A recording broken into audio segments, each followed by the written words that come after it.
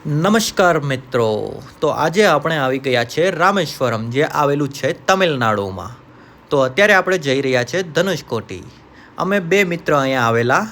અમે ગઈકાલે રાત્રે જ આવી ગયેલા, તો વન નાઇટ સ્ટેન્ડ કરીને પછી સવારમાં સ્કૂટર અમે રેન્ટ પર લીધું અને નીકળી પડ્યા. સ્કૂટર એટલા માટે લીધું કે જેથી અમે ઘણી જગ્યાઓ આપણે ફરી શકીએ વધારે. જ્યાં આપણે ઊભું રહેવું હોય ત્યાં ઊભું રહીએ. એ પણ કારણ કે અહીંયા જો પબ્લિક ટ્રાન્સપોર્ટની બી સુવિધા છે અને પ્રાઇવેટ વ્હીકલ પણ અલાવ છે. તો આપણે શું કામ એ બધું કરવું, આપણે આપણું વાહન લઈને નીકળી પડો. બહુ જ ફાઇન નજારો, બહુ જ ફાઇન હતો. આજુબાજુ જોવાની જતાં 25 તો નહીં કહું તો 15 કિલોમીટરનો રન છે, પણ રોડ બહુ જ ફાઇન છે. રસ્તા બહુ જ એટલે બહુ જ ફાઇન છે. જરાય તમને શું કહેવાય આમ થાક નહીં લાગે. બહુ ફાઇન જગ્યા છે. ટુ વ્હીલરથી જશો બહુ મસ્ત નજારો જોવા મળશે. આજુબાજુ મસ્તીનું છે, બહુ જ ફાઇન છે. તો હવે જો એમાં એવું છે, આ ધનુષકોટી જે ગામ છે ને, આજથી 15 વર્ષ પહેલાં જો આ ગામ આવી ગયેલું છે. ઠીક છે. અત્યારે તો આખું ગામ બંજર થઈ ગયેલું છે, ઉજળી ગયેલું છે. આજુબાજુ આ ઝીણે ઝૂંપડાઓ બનેલા છે અને બાકી દુકાનો છે બધી, જ્યાં હેન્ડક્રાફ્ટિંગ વસ્તુઓ મળે. છીપલાઓ છે, શંખ છે, એ બધી વસ્તુનું. એમાં એવું છે, આજથી 15 વર્ષ પહેલાં દરિયામાં કંઈ તોફાન આવેલો, જેના લીધે આખું ગામ સાફ થઈ ગયેલું, પાણીમાં જતું રહેલું. એ રીતનું હતું કંઈક.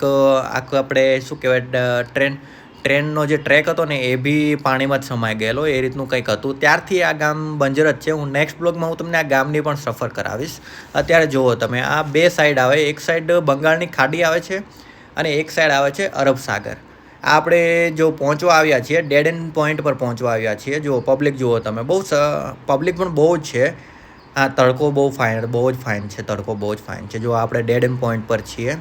અહીંયા અમે બે વાનર તો ફરતા હતા, અમને સાથોસાથ બીજા બે વાનર બી મળી ગયા. એ હું તમને બતાવું. જો ખમો, આમાં અમે બે વાનર છીએ. આ બીજા બે વાનર બતાવું. જો આ બે વાનર એ પથ્થરોની અંદર ખૂણામાં અંદર જગ્યામાં રહેતા હતા.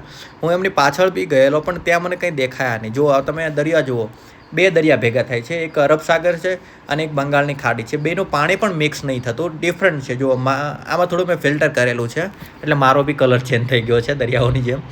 જો પબ્લિક જો બહુ જ મજા, લોકો બહુ જ મજા કરે છે. બહુ જ ફાઇન જગ્યા છે. અહીંયા અમે નહીં તો બી ફ્લોટિંગ સ્ટોન બી જોયેલો. ફ્લોટિંગ સ્ટોન જોડે પણ અમે થોડા વિડીયો બનાવેલા છે, જે હું નેક્સ્ટ બ્લોગમાં હું તમને બતાવીશ કે અમે શું કર્યું છે. જો બહુ જ ફાઇન જગ્યા છે, મજા આવી વસ્તુ છે. એકવાર આવશો, દિલ ખુશ થઈ જશે. દરિયાનું પાણી બી બહુ જ ક્લીન છે. ચાલો હું હવે એન્ડ અપ કરું છું.